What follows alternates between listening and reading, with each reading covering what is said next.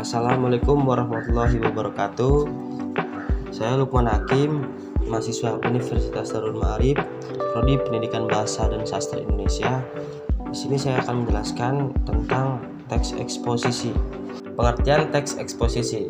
Teks eksposisi merupakan sebuah bentuk teks ataupun tulisan yang memuat mengenai informasi ataupun pengetahuan. Secara umum, teks eksposisi sendiri mempunyai tujuan untuk dapat memberikan penjelasan ataupun uraian tentang suatu ide pokok pikiran, pendapat, informasi, ataupun pengetahuan terhadap pembaca tanpa bermaksud untuk memengaruhi.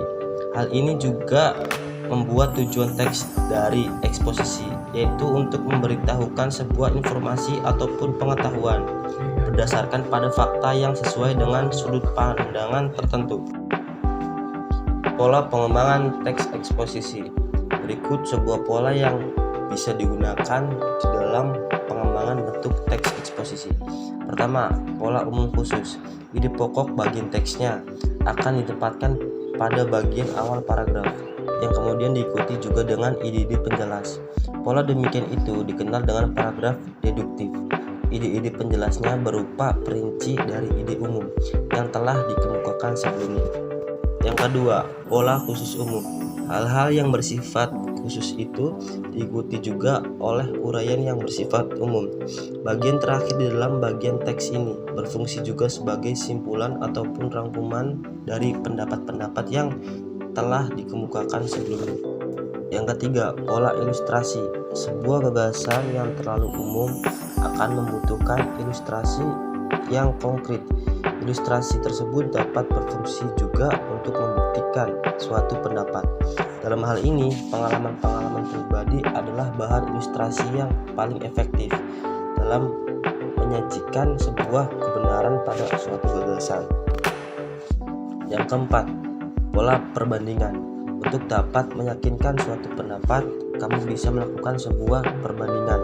Benda-benda, keadaan, ataupun yang lain akan ditentukan dari perbedaan ataupun kesamaannya berdasarkan dalam aspek tertentu. Dengan cara demikian, keyakinan dari pembaca atas gagasan yang sudah kamu sampaikan pun akan menjadi lebih kuat. Ciri-ciri teks eksposisi. Yang pertama, memberikan informasi ataupun pengetahuan. Seperti yang telah dijelaskan sebelumnya bahwa teks eksposisi bukankah sebuah teks fiksi, namun berisikan mengenai teks non-fiksi. Oleh karena itu, teks eksposisi pada umumnya akan berisikan mengenai informasi ataupun pengetahuan.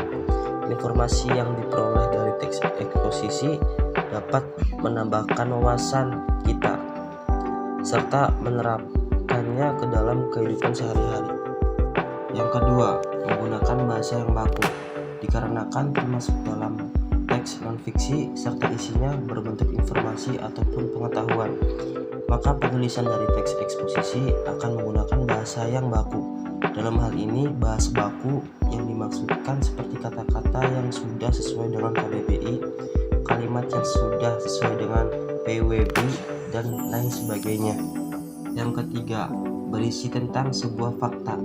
Teks eksposisi berisikan mengenai sebuah fakta yang seringkali didukung dengan data-data yang akurat, sehingga keasliannya pun dapat dipertanggungjawabkan. Oleh karena itu, ketika ingin menulis sebuah teks eksposisi yang baik, akan diperlukan untuk mencari sumber-sumber data yang akurat supaya tidak terjadi kesalahan. Yang keempat, format penulisannya singkat, jelas, dan padat. Ciri dari teks eksposisi yang berikutnya yaitu format penulisannya yang singkat, jelas, dan padat. Dengan menggunakan format penulisan semacam itu, maka membaca pun akan mudah untuk menerima informasi ataupun pengetahuan yang terdapat di dalam teks eksposisi. Yang kelima, bersifat objektif dan tidak memihak. Ciri-ciri yang terakhir dari teks eksposisi yaitu teks eksposisi harus bersifat objektif serta tidak memihak pada salah satu pihak ataupun beberapa kepentingan saja. Jadi, untuk seorang penulis dari teks eksposisi harus dapat memastikan bila setiap menulis teks eksposisi harus berdasarkan fakta. Struktur teks eksposisi. Yang pertama, tesis. Tesis sendiri bisa dipahami sebagai bagian yang mempunyai fungsi untuk dapat menyajikan pengenalan isu, masalah, gagasan utama, sampai dengan pandangan penulis secara umum terkait dengan topik ataupun masalah yang dibahas. Tesis juga dapat disebut sebagai pernyataan pendapat. Sebelum akan memulai menulis teks eksposisi, penulis harus dapat menentukan tujuan dari sebuah teks eksposisi terlebih dahulu. Yang kedua, rangkaian argumen. Setelah tesis dapat mengenalkan suatu isu ataupun masalah yang sedang hangat diperbincangkan oleh kebanyakan orang, teks eksposisi akan dapat dilanjut dengan rangkaian argumen. Rangkaian argumen bisa dipahami sebagai sebuah pendapat berupa alasan yang logis, informasi yang sesuai dengan hasil temuan, fakta yang sedang terjadi, hingga pernyataan dari para ahli. Yang ketiga, penegasan ulang.